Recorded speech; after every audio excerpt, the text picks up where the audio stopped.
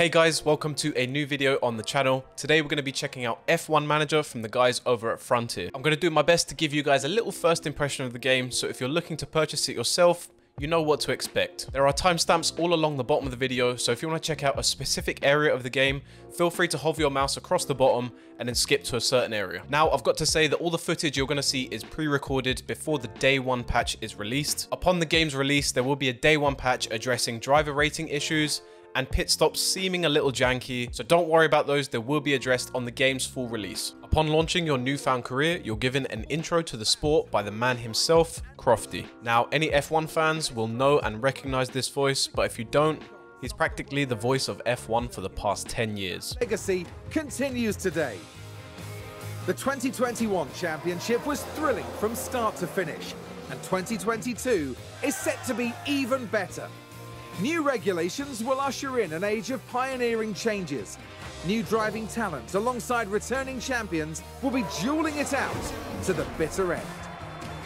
The pressure will be on the team principals in the upcoming season as they manage their drivers, their cars, and the whole team to push to victory. This is not a challenge for the faint-hearted. This is Formula One. So once you launch the game, you get to select the team you manage, and for a second, let's just appreciate and take in the sheer quality and the beauty of this game. For being just a manager game, it goes way above my expectations, what I expected from a manager game. From the skin of the drivers to the detail and delicate components on the F1 car itself. And this continues as you progress into a Grand Prix weekend also. So before we delve into the thick of it, I'll just clarify that I don't have the most experience of manager games. I've got a bit of PTSD from all of the old Football Manager games, which I was kind of trying to play with my friends. And I was kind of just frightened away from the amount of menus, drop-down boxes, and everything that you have to click on the homepage. The game looks like something you'd find on like an enterprise business software. It doesn't look or feel like a game, to me anyway. So the team selection screen gives you a nice, soft introduction into F1. Learning about the team's history and pedigree in motorsport, but also learning about the current drivers and the budget capabilities of each team. Perfect for the long-time veteran F1 fans, but also a nice warm welcome to any new fans looking to get knee-deep into the sport. Under the right leadership, Red Bull could find themselves heading up the pack once more. They'll certainly be hoping to end the season with not one but two championship trophies for their cabinet back home in Milton Keynes. Once you've picked the team, you get a nice option, which I'm sure a lot of us are going to pick. A nice assistant, just guide you through the menus and kind of point you in the direction where you need to take care of things. So now that it's your first day at the office, luckily you have an assistant to just kind of point you in the right direction and where you need to be taking care of business. But the menus, once you get in, are pretty nice and clean and simply laid out. Just taking a look around the place, you really start to understand the depth of the game. With it being a full-on managerial game, you have eyes and ears on everything from the confidence of your board, the latest and greatest staff members along the pit wall and in the driving seat itself, and probably the most in-depth area, and that's the component creation.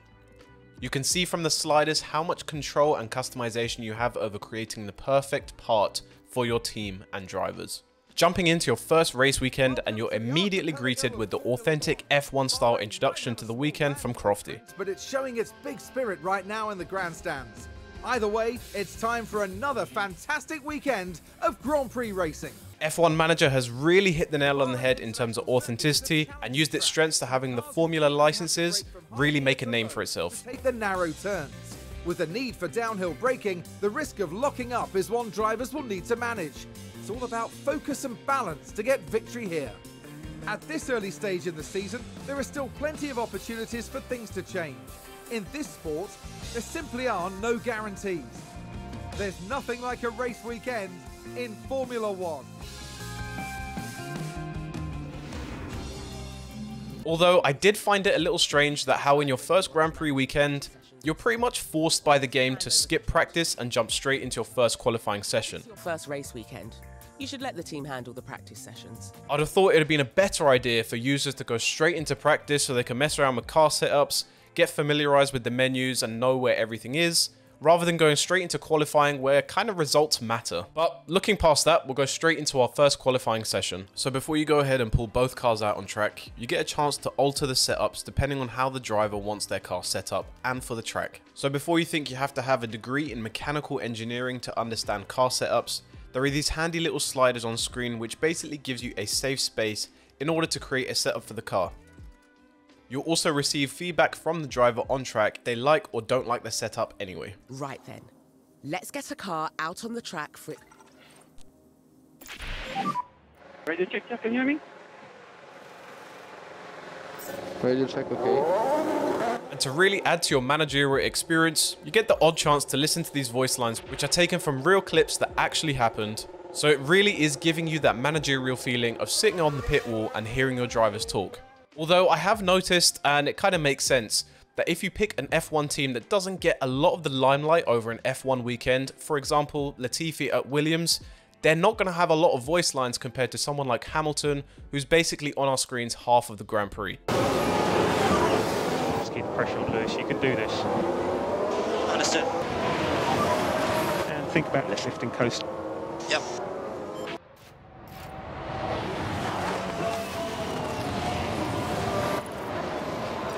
During your race weekend, the HUD is nice and clean and super easy to navigate through, with in-depth controls like aggressiveness of the driver, how much lifting and coasting you're ordering them to do, simple things like the telemetry of the car and tire pressures. You're not really bogged down in too many clicky and drop-down boxes that you're going to get lost in.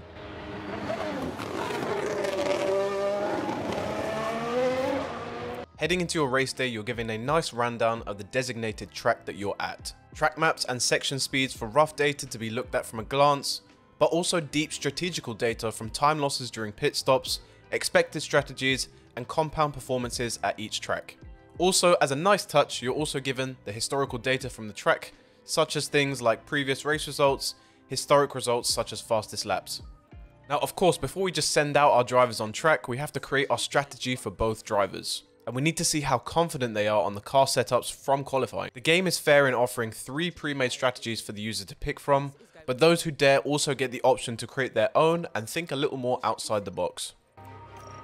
That's both drivers with a set strategy.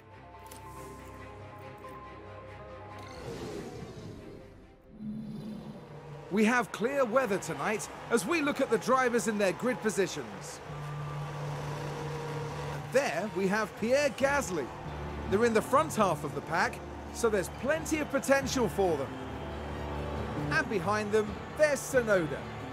With their starting position in the back 10, they'll have their work cut out for them. Will their hard work pay off today? Here we go with the Bahrain Grand Prix.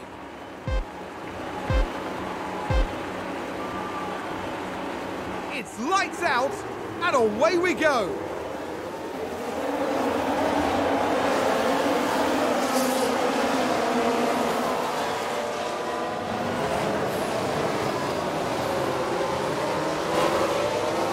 To make sure you're not missing out on any of the action over your race weekend, there is a nice highlights feature that shows up at the top of the screen, which will show you any key events in a race. Something from like a lockup to something major like a crash. Just a bit too heavy on the brakes and they've locked up.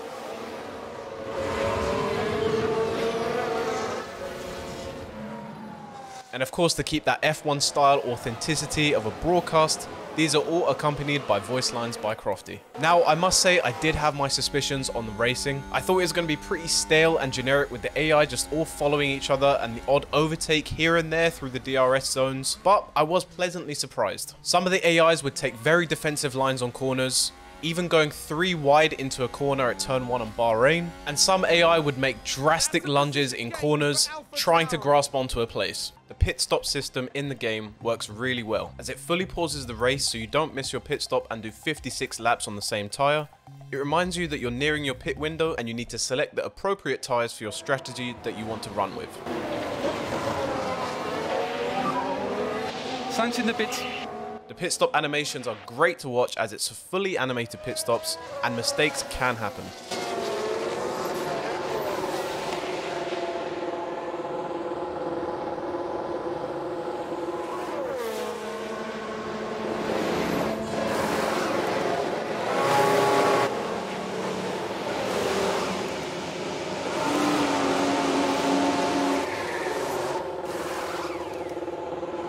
There was a few odd instances where it would seem that the cars would literally just slow down to get overtaken, which was a bit confusing, but I'm going to take this with a pinch of salt because don't forget, this is a managerial game, so its core focus and development is on the back end of things, where you run the team, how you develop your team, not really on the racing itself. Overall, for my first impression of the game, it delivers an iconic and authentic experience for the user. Thankfully to all of its official Formula licenses that the game holds, it creates such an authentic and real experience that you can really get drawn into. Inclusions of sponsors on cars and tracks, F1 intros to race weekends, and even realistic backroom staff for the teams. Really creating a unique game experience that I certainly haven't seen in the motorsport area for a few years now. Yes, the racing isn't the most scintillating thing we've seen, but you can understand where the game's core focus is. Lastly, it's simple enough for a new user to get really stuck in there, so don't feel like you have to know F1 in and out and have watched it for 20 previous years. Any new user can jump into this game. There's enough information and context there for you to really understand the nitty-gritty of your team, but also you're not going to be reading and reading forever. It keeps it nice and light. But also on the other hand, it's nice and complex for anyone who's been a fan of the sport for years to really delve into the nitty and gritty, get into the numbers, and really run a successful team. Big shout out for Frontier for allowing me to check out the game early. The link is going to be in the description if you want to head to the Steam store and pick up a copy for yourself. I'll definitely be making a career for myself and live streaming it over on my Twitch channel, so if you want to check that out, the link will be in the description. Links to all of my other social medias are also linked down there, so make sure you drop those a follow. If you did enjoy the video, please make sure you hit the like button. Don't forget to hit the subscribe button also and ring the notification bell. And I'll catch you guys in the next video. Thank you so much for watching. Take care. Peace.